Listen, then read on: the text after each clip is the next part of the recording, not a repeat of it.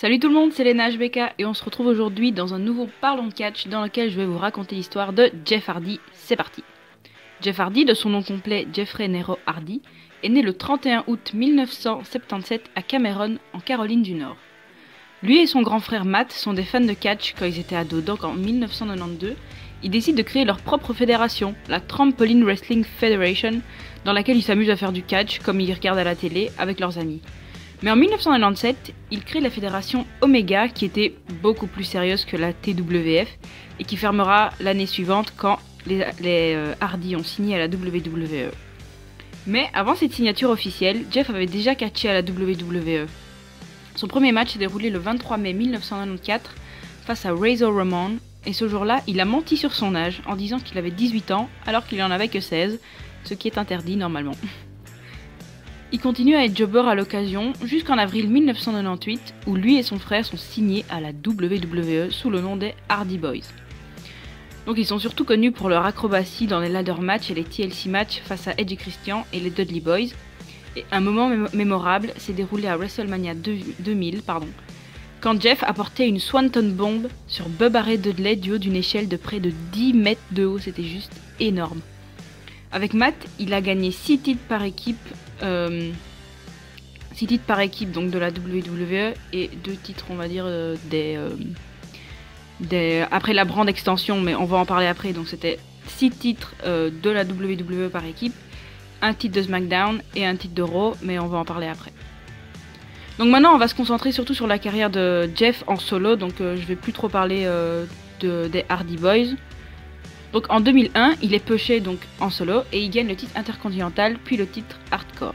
Fin 2001, il aura même sa première rivalité face à son frère Matt. Donc il continue ainsi sa petite carrière, gagnant toujours plus de popularité grâce à son catch extrême. Mais malheureusement, il est renvoyé de la WWE le 22 avril 2003 à cause de son problème avec la drogue notamment. Donc il ira ensuite à la Ring of Honor en 2003 et à la TNA de 2004 à 2006. Il retourne à la WWE en 2006 où il reforme les Hardy Boys et gagne de nouveau le titre intercontinental en 2007. Et 2008, enfin, c'est son année. C'est l'année où il n'a jamais été aussi populaire et la reconnaissance ultime arrive à Armageddon 2008 où il gagne le titre de la WWE face à Triple H et Edge dans un triple threat match. Mais il perd le titre au Royal Rumble 2009 face à Edge après que son frère Matt soit intervenu dans le match pour le frapper. Son frère, pas Edge. Et du coup commence alors une guerre fratricide qui se terminera à Backlash 2009 après que Matt ait abandonné dans un I Quit match. Mais avant ça, ils avaient eu un match à WrestleMania 25. Là, c'était Matt qui avait gagné, donc à Backlash, c'était comment on appelle ça, la revanche. Et Jeff a gagné, on va dire, la guerre. Donc après cette rivalité, il devient prétendant numéro 1 au titre poids lourd détenu par Edge. Et à Extreme Rules, Jeff bat Edge dans un ladder match et devient ainsi champion du monde poids lourd pour la première fois de sa carrière. Mais la joie est de courte durée, de très courte durée même, puisque CM Punk débarque juste après le match pour encaisser son contrat de Mr. Money in the Bank qu'il avait gagné à WrestleMania 25. Donc c'est sûrement subjectif ce que je vais dire là, mais commence alors la plus grande rivalité de sa carrière face à CM Punk. Donc d'un côté on a Jeff Hardy, le gentil par excellence, et de l'autre CM Punk, le méchant par excellence. Donc à l'époque moi j'avais 10 ans, et je peux vous dire que cette rivalité m'a fait vibrer tout l'été. C'était incroyable, on adorait Jeff, mais je pense qu'on adorait encore plus détester CM Punk. Bref, à Night of Champions, Jeff récupère le titre, mais il le perd de nouveau toujours face à CM Punk, à SummerSlam dans un TLC match. Et la revanche de ce match a lieu le 28 août 2009 dans un Steel Cage match à SmackDown, mais il y avait une stipulation en plus. Si Jeff perdait le match, il devait quitter la WWE. Donc je me souviens très bien de ce moment, ça a été le drame de mon enfance quand Jeff a perdu. J'ai pleuré toutes les larmes de mon corps. J'en ai voulu à CM Punk durant des années. Même si avec le recul, je sais que c'est absolument pas de sa faute, hein. C'était le booking et tout, bon, je lui en ai voulu pendant des années. Et en fait, Jeff est parti en réalité car il avait de nombreuses blessures, dont une au cou, donc il est parti pour se soigner. En 2010, il reprend du service dans le catch, mais à la TNA cette fois-ci, où il restera jusqu'en 2017 quand même. Je vais pas en parler ici parce que on se concentre surtout sur sa carrière à la WWE et surtout que j'ai pas suivi cette période-là de sa carrière, tout simplement parce que je regarde pas la TNA, parce que j'ai pas la chaîne qui diffusait la TNA, donc désolé, voilà.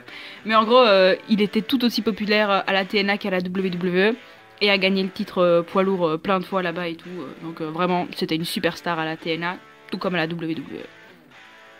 En 2017, il fait un bref retour à la ROH, avant de faire un retour surprise avec Matt à WrestleMania 33, où il gagne les titres par équipe de Raw. Donc là, vraiment, c'était la joie de nouveau. Jeff Hardy de retour à la WWE. Comment vous dire, on avait attendu ça pendant des années. Attendez, pendant combien de temps? Je fais le calcul. Pendant 8 ans. 8 ans à attendre Jeff Hardy. Franchement, moi, j'en pouvais plus. Quand j'ai appris qu'il était revenu, je crois que j'ai de nouveau pleuré. Je m'en souviens pas, mais je pense que j'ai pleuré. Donc moi, je pleure quand ils partent, mais je pleure aussi quand ils reviennent. Bref. Donc en 2018... ils gagnent un autre titre solo, donc le titre des États-Unis. Et en 2019, ils ont gagné avec Matt le titre de SmackDown par équipe. Mais actuellement, il est blessé à la jambe, donc il sera hors compétition pendant quelques mois.